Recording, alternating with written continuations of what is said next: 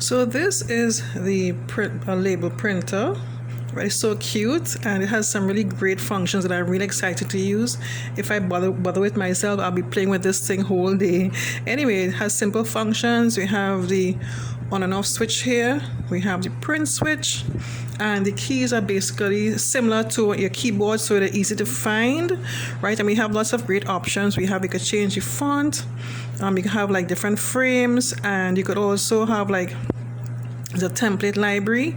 And what I really like to some features that I like, you could save, like let's say you create a label that you're using the same label regularly, you could save that label so you can always retrieve that label and print it again without having to redo it. Another thing that I like too as well, another great feature, you could change the language, so it's not limited to English. You could change the language and continue to print your labels to your language. This uses 6 AAA batteries that I use. There's also a outlet port that is available here, but I use the batteries, 6 AAA batteries. So I really bought this label maker for my little home-based business, right? And this is how I do them normally. I just basically write what the title of the contents of the file. So I thought that it is time that I try and make this look more professional. So I got the label maker to kind of like make this look more tidy and professional, like I said before. So these are the ones that I printed just to show you example. These are some of the labels that I made so far in doing a sampling. This is a basic one. You can also change the font too as well when you're creating the labels. This one is just basically like a frame. You could just be creative. Like I said, I was just playing around with this thing that I got really carried away. This is like dogs and stuff. If you check the manual, you could see exactly what's available until you get familiar with the functions of the label maker.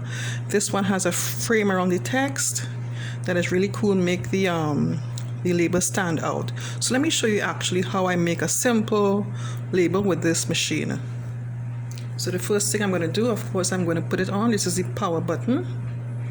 Put on that, and you have the display area here. I'll just do a simple label to show you. So I'm just basically going to type in what I want on my label. I'm going to select the caps because I want all my letters being capital letters. You can't really see what's happening here, so let me just clear my screen because I was doing something before. I use the backspace key, so I'm going to type in what it is I want.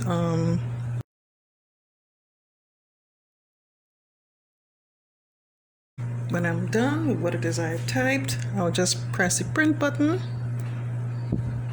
I will ask you how many copies that you would like to have printed, and it's default at 1.